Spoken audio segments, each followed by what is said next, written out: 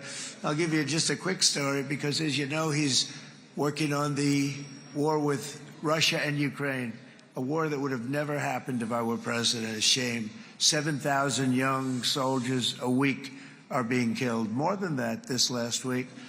It's a shame. Should have never happened. But it did happen, and we won the race, and I took over this horrible war that's been raging, and I thought it would be easily settled. I thought it was a hell of a lot easier than doing what we just did very successfully with Israel and a lot of other people.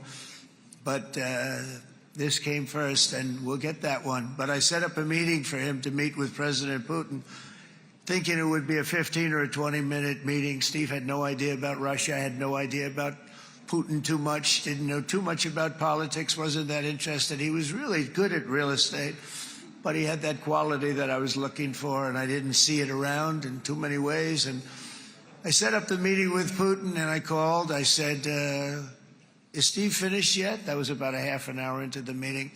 No, sir, he's not. He's still inside. This is in Moscow.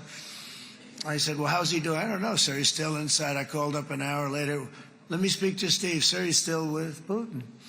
He's with President Putin. I said, wow, that's a long meeting, 1 hour. I called up an hour later. He was still with Putin. 3 hours later, he was still with Putin. 4 hours later, he started to get the word that he was going to be coming out soon.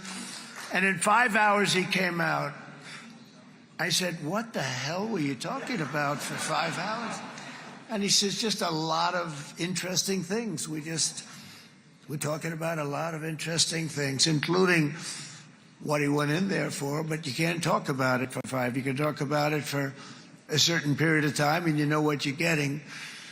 But that's a talent. That's a talent where you can do that. Most people I'd send in, number one, they wouldn't be accepted. Number two, if they were, the meeting would last 5 minutes. And that's what happens with Steve. Everybody loves him. They love him on this side. They love him on the other side. And he really is. He's a great negotiator because he's a great guy. So thank you very much.